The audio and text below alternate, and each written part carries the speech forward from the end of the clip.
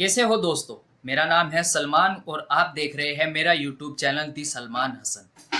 आज है तारीख 21 जुलाई 2025। इस वक्त कई बड़ी खबरें सामने आ रही है। एक एक करके सारी खबरें आपके सामने रखूंगा। इसराइल के प्रधानमंत्री नेतन्याहू की तबीयत से लेकर सीरिया सीज फायर और यूक्रेन ड्रोन हमलों के बाद मॉस्को में क्या हुआ, रूस के राष्ट्रपति पुतिन ने यूक्रेन को लेकर क्या कुछ कहा है, आज की इस वीडियो में हम चर्चा करेंगे। खबरें बेहद ही अहम है दोस्तों, वीडियो पूरी जरूर देखें।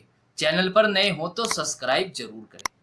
अपनी खबरों की हेडलाइंस की ओर बढ़ते हैं। यूक्रेन के ड्रोन हमले से मॉस्को एयरपोर्ट्स बंद, 140 फ्लाइटें की गई रद्द।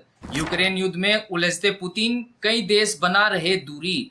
इधर सवेदा में झड़प के बाद बेदुइन परिवारों को निकाला गया सुरक्षित।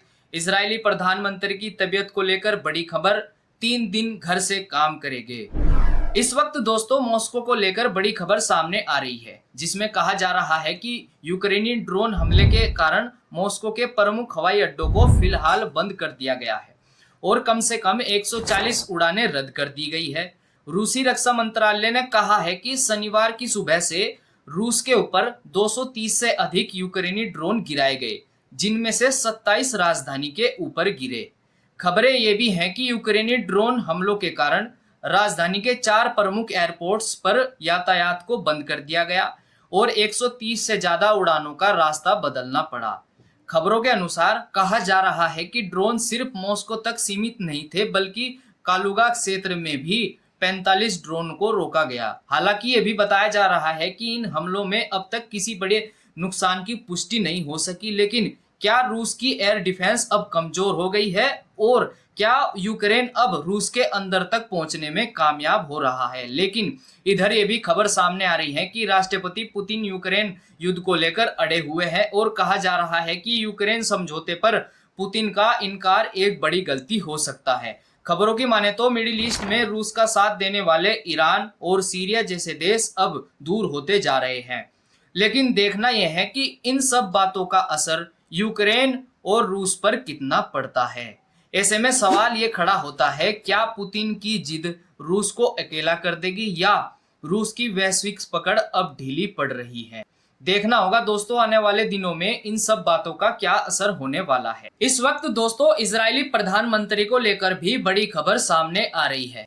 कहा जा रहा है कि प्रधानमंत्री नेतन्याहू की फूड पॉइजनिंग के कारण तबीयत बिगड़ गई है, जिस कारण 3 दिन तक वे घर से काम करेंगे। खबरों के अनुसार प्रधानमंत्री बेंजामिन नेतन्याहू को फूड पॉइजनिंग हुई है, जिसके बाद वे फिलहाल अपने आवास पर आराम कर रहे हैं। खबरें ये भी हैं कि उनके डॉक्टर ने प्रधानमंत्री की आंतों में हुई सूजन का भी इलाज किया है। नेतन्याहू की बीमारी का असर भ्रष्टाचार के मामले में चल रही सुनवाई पर भी पड़ा है।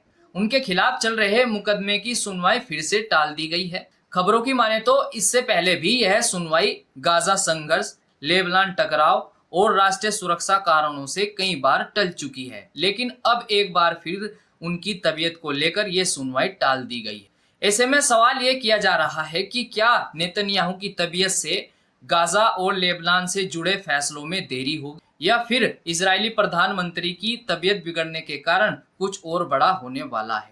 दोस्तों आप इन सब बातों को लेकर क्या मानते हैं, अपनी राय कमेंट्स में जरूर बताएं। इस वक्त सीरिया को लेकर भी बड़ी खबर सामने आ रही है। कहा गया है कि सीज फायर के चलते सीरिया में सवेदा से बेदुइनों को बाहर निकाला है। संघर्ष विराम के बाद टकराव रुक चुका है, जिस कारण बेदुइन परिवार ड्रूज बहुल इलाका छोड़ रहे हैं।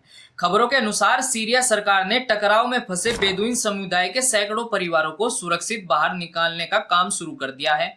ड्रूज और बेदुइन में हुए टकराव के बाद अब सरकार लगभग 1500 लोगों को बाहर निकालने की योजना पर काम कर रही है।